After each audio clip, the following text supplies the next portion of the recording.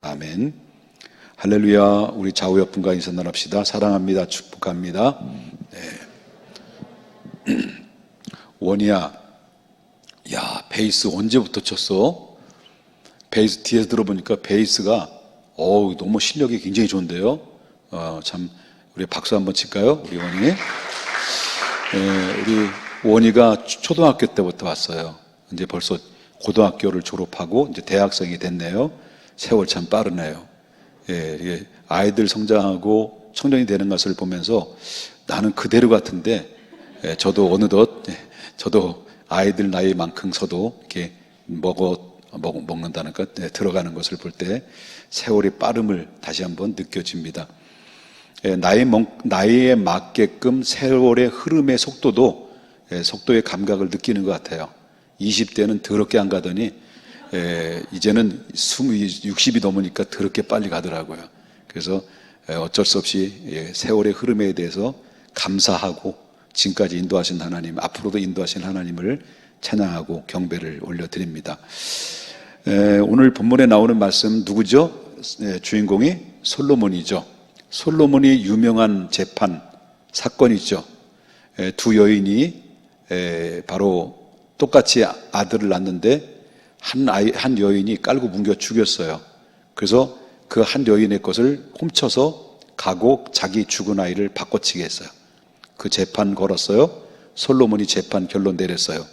그 아이를 가져다가 반쪽알이를 내라. 그리고 이쪽 여자 저쪽 여자 반씩 나눠줘라 할 때 진짜 엄마가 울고 불구면서 이 아이를 죽이지 마라. 저 여자에게 줘라 했을 때 재판 잘 열어서 이 여자가 정말 진정한 엄마다 하면서 이 아들을 도로 진짜 엄마한테 전해줬죠. 이 사건은 정말 전후후무 전에도 없고 이런 앞으로도 없을 만큼 정말 지혜로서 정확하게 판단을 해서 내려진 그런 지혜의 재판이었다는 것을 보게 됩니다. 이 재판은 어떻게 해서 일으켜졌을까요? 재판은 자기 스스로 어떤 경험이나 그래서 선천적으로 얻어져서 지혜를 발휘한 것이 아니라 그는 그 전에 하나님 앞에 일천번제를 드리면서 내가 재판을 할 수 있도록 사람의 소리와 그들의 마음을 읽을 수 있도록 도와달라고 하나님 앞에 일천번제를 드리면서 소원의 기도를 올렸어요. 그럴 때 하나님이 기뻐하여 주셔서 그에게 지혜를 주셨고 그 다음에 부귀와 영화까지 하나님이 허락해 주셨는데 그 지혜를 하나님께 주신 증거가 바로 뭐냐면 그 여인들의 재판의 과정을 통해서 하나님이 후천적으로 솔로몬에게 지혜를 주셨다는 것을 증거로 보여준 사건이죠. 그럼 오늘 본문에 나오는 말씀은 어떤 말씀이냐면 하나님께 지혜 말고도 하나님께서 뭘 주신다고 그랬어요? 너와 같은 자가 없을 만큼 부귀와 영화를 허락하신다라고 약속을 하셨어요. 그런데 이스라엘 역사 속에서 여러분 알다시피 솔로몬이 왕을 차지하고 있었을 때 정치, 군사 그리고 또 이제 외교 이런 부분에 있어서는 솔로몬이 왕이 됐을 때 그 이스라엘은 최고의 전성기였습니다. 아버지의 전성기를 누렸을 때보다도 솔로몬이 왕이 됐을 때 최고의 전성기를 그때 누렸다라고 하는 것이죠. 그의 영토를 보게 되면 유프라테스 강의 서쪽부터 그 다음에 저 이집트의 이집트의 경계 지형까지 광활한 지역의 영토를 차지하게 됐어요. 그리고 그 주변에 있는 수많은 왕들이 있죠. 그 주변에 있는 나라들 왕이 있잖아요. 이 왕들이 그 솔로몬 왕에 의해서 지배를 당했어요. 그러니까 솔로몬이 지배를 하고 있었기 때문에 이스라엘은 강력한 강국이었습니다. 그 주변 나라들은 이 이스라엘 나라로부터 이스라엘 나라에게 조공을 바칠 만큼 그만큼 강력한 리더십으로 그 나라를 이끌어가는 그런 중요한 역할들을 누가 감당하냐면 솔로몬이 감당했다는 거죠. 그러니까 이 나라와 정치, 군사, 외교는 그 솔로몬이 왕이 되었을 때 최고의 전성기를 누렸었다라고 하는 것을 이제 보게 되고요. 그 다음에 솔로몬이 이제 하루에 소비하는 음식물이 어느 정도냐. 소비하는 음식물에 대해서 얘기를 하죠. 오늘 하루하루를 잔치를 베푸는데 그 잔치를 베푸는 그 하루의 음식료를 소비하는 것이 뭐 다른 거는 얘기하지 않고요. 소가 하루에 몇 마리를 소비하니 10마리를 소비해야 돼요. 소가 10마리고, 그 다음에 초장의 소가 20마리, 그 다음에 양이 100마리, 그 다음에 사슴과 노루와 암사주가 살찐 새들이 많이 있더라. 그러니까 매일, 여러분, 소가 한 마리도 아니고 몇 마리라는 거예요. 10마리. 그 밖에 초장의 소들이 얼마리? 그러니까 엄청난 그런 이 소비를 할 수 있을 만큼 먹어 채웠다는 거예요. 그러니까 먹고 마시고 즐기고 그냥 깽가리 치고, 그리고 또 정치, 경제, 문화, 그 다음에 군사, 외교, 모든 전반적으로 이스라엘은 완전히 역사상 최고의 꽃을 필 수 있을 만큼 전성기를 누렸던 나라, 그 이스라엘, 그리고 그때 왕은 솔로몬 왕이었다라고 하는 것입니다. 그런 모든 영토를 차지하게 된다라는 것은 영토, 이거 다 너희 것이 된다. 모든 땅들이 다 너희들 것이, 생육하고 번성하고 충만하고 정복하고 다스릴 것이다라는 것을 이미 아브라함에게 약속을 해줬던 그 언약의 말씀이 언제 성취됐냐면, 솔로몬 그때 당시에 약속했던 그 장소, 말하자면 네가 보이는 땅들이 사방 팔방을 봐라, 눈에 보이는 땅들이 다 너와 너의 후손이 될 것이다라고 오래전에 그 조상이었던 아브라함이 약속했던 말씀처럼 그 영토가 보이지 않을 만큼, 그리고 그 길이를 알 수 없을 만큼 어마무시한 영토를 차지하게 되는 그런 놀라운 축복을 받게 됐다라고 하는 것을 보게 된다라고 하는 거죠. 그렇기 때문에 솔로몬이 사는 날 동안 이런 부귀와 영화를 누리게 됐다라고 하는 것을 보게 된다는 거죠. 자, 이렇게 있을 때가 이렇게 이렇게 될 수 있기까지는 하나님이 다윗에게 언약했던 말씀을 그대로 누구에게 준 거예요? 솔로몬에게 주신 거예요. 하나님이. 그래서 솔로몬이 잘했기 때문에 솔로몬이 복을 받았다라기보다는 솔로몬 잘한 거는 하나 있죠. 1000번째 드린 거예요. 솔로몬이 잘한 1000번째 드린 거예요. 근데 솔로몬이 한 거에 비해서 그가 심어 놓은 사람이 누굴까요? 그의 아버지예요. 다윗이에요. 다윗이 전부 다 판을 다 깔아놓은 거예요. 다윗은 하나님 앞에 마음의 합한 자로서 하나님이 기쁨이 내 기쁨이 되고 내 기쁨이 하나님이 기쁨이 되어서 판을 열심히 깔아놓고, 다윗은 그냥 숟가락만 얹어놓은 거예요. 솔로몬은. 그래 복을 받은 거예요. 그래서 그 언약에 따라서 주신 거죠. 그래서 아브라함에게 약속하셨던 하나님이 이 아브라함이 다윗에게 그 허락해 주셨고, 다윗에게 허락하셨던 하나님이 솔로몬에게 주셨는데, 그 언약대로 하나님이 차곡차곡 그들에게 제공을 해 주는데, 그런데 단 뭐냐면 솔로몬에게 한 가지의 단점이 있었던 거죠. 그게 바로 뭐냐면 언약의 말씀을 지킬 때 가능한 거예요. 언약의 말씀. 이게 축복이 유효되는 것과 무효되는 것은 어디에 결정되냐면 그 다윗이 행했던 것처럼 너희가 그대로 행하게 되면 이런 거예요. 그리고 여러분 알다시피 여호수아도 모세가 죽었잖아요. 모세가 죽어가지고 가나안 땅 목전 앞에 모세가 없어져 버리고 누가 지도자가 됐어요? 여호수아가 지도자가 됐어요. 여호수아 지도자가 됐을 때 그는 앞이 캄캄한 거예요. 백성들이, 기라성 같은 백성들이, 거기에는 엄청나게 장로님들이 70인의 장로님들이 있고 제사장들이 3명이 있고, 그리고 또 수많은 사람들이 그 안에 진을 치고 있는데 이 사람들을 어떻게 이끌고 이스라엘을, 백성들을 가나안 땅으로 인도할 것이냐, 이런 리더십을 발휘해야 될 중요한 시험대에 올려져 있기 때문에 여러분 여호수아라는 사람은 열등의식이 있는 거죠. 왜냐하면 모세의 몸종이었거든요. 근데 지도자가 됐는데 어떻게 할 수 없는 거예요. 그럴 때 하나님께서 여호수아에게 불러가지고 너는 마음을 강하게 하고 담대하라 라고 하면서 중요한 얘기를 해요. 내가 모세와 함께 했던 것처럼 내가 너와 함께 하는데, 모세에게 주어졌던 하나님의 말씀을 지켜 행하면 내가 너에게 함께 할 것이고 너희 이스라엘 백성들을 형통하게 될 것이고 평탄하게 될 것이다 라는 약속의 말씀을 이 여호수아에게 들려주거든요. 그래서 그 말씀을 배경으로 쭉 보게 되면 다윗과 솔로몬의 관계, 여호수아와 모세의 관계 속에서 언약에 맺어진 것은 바로 모세가 지켰던 말씀도 너도 지켜라. 다윗이 지켰던 언약의 말씀을 붙들고 너도, 솔로몬 너도 지켜라. 그리할 때 약속대로, 내가 언약대로 내가 복에 복을 덜 것이고 너의 삶이 풍요로운 축복으로 허락해 주실 것이다 라고 하는 그런 약속의 말씀은 솔로몬에게, 여호수아에게 주셨던 말씀과 동일하게 적용되는 겁니다. 그런데 솔로몬은 중간까지 잘 나가다가 그 여호와의 언약의 말씀을 놓고 말은 거예요. 다윗은 붙들었어요. 그의 아들 솔로몬은 부귀와 영화, 솔로몬은 지혜도 주셨지만은 중간에 아버지가 판을 까라는 것만 먹었지, 그리고 계속해서 심지를 않고 거두기만 했다는 거예요. 이게.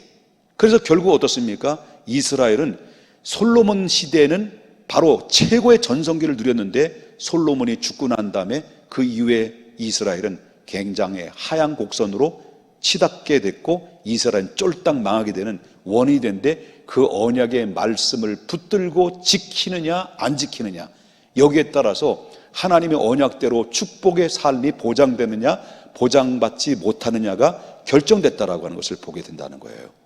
그리고 이 말씀을 그대로 적용을 한다고 한다면 어떤 걸까요? 자, 이 시대의 흐름을 우리가 한번 볼 줄 알아야 돼요.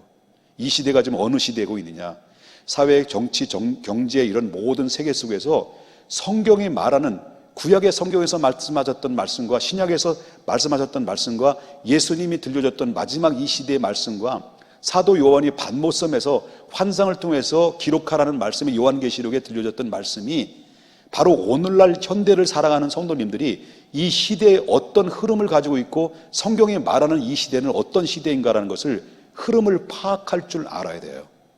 이 시대는 록펠러 시대가 경제를 일으켰을 때 있었죠. 록펠러 시대는, 바로 록펠러 시대는 한마디로 말하면 아날로그 시대이죠. 그 시대가 이제 워렌 버핏이라는 이분이 주식시장에 장악을 했던 사람이죠. 주식시장을 장악하다가 이제는 바로 뭐냐면 마이크로소프트라는 이 컴퓨터가 등장이 되죠. 그래서 마이크로소프트가 등장되면서 이 빌 게이츠가 바로 소프트웨어를 개발하고 나서 컴퓨터 산업 시장이 왕성하게 움직이게 됩니다. 근데 디지털 시대가 이제는 암시적으로 올 거다라는 것을 보여준 사건이 이 컴퓨터의 본격적으로 이루어진 것이죠.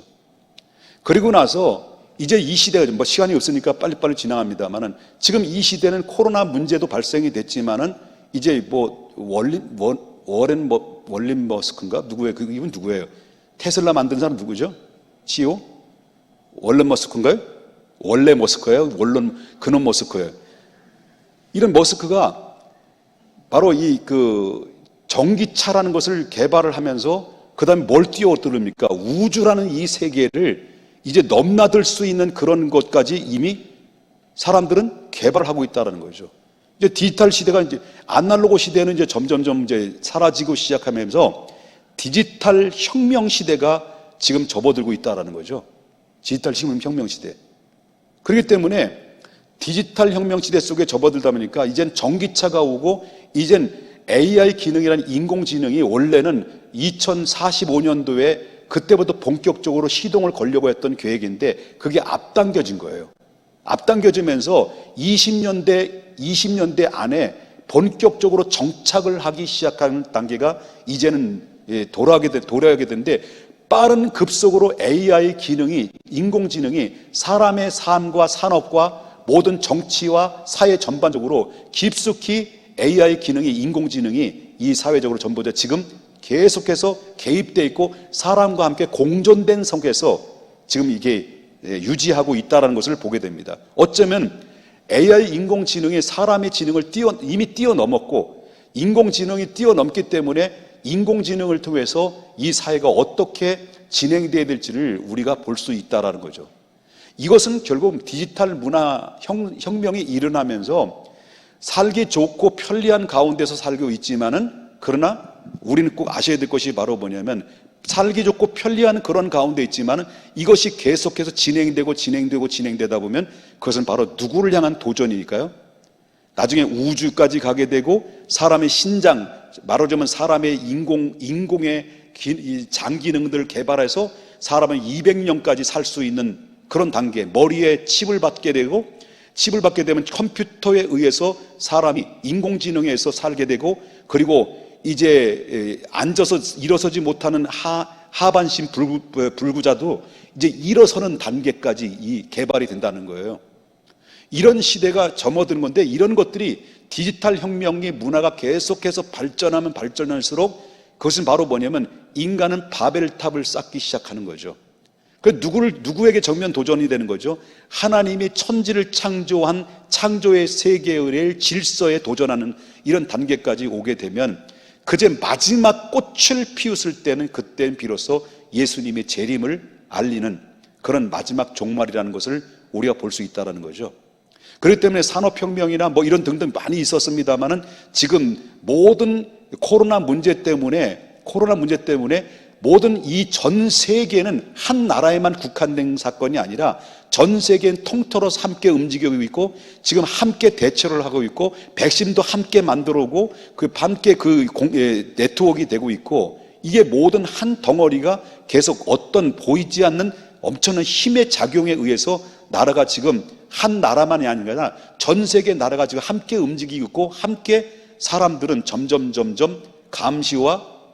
감시책에서 있게 되고, 5인 신고하면 뭐 어떻게 되는 거죠? 5인 이상 집합은 신고하면 벌금 안 나오잖아요. 이렇게 모든 이 체제가 임하는데, 여기에 따라서 뭐가 됩니까? 이제 5차, 4차 산업시대가 본격적으로 접어들면서 바로 뭡니까? 많은 개혁들이 일어나지만, 앞으로 보십시오.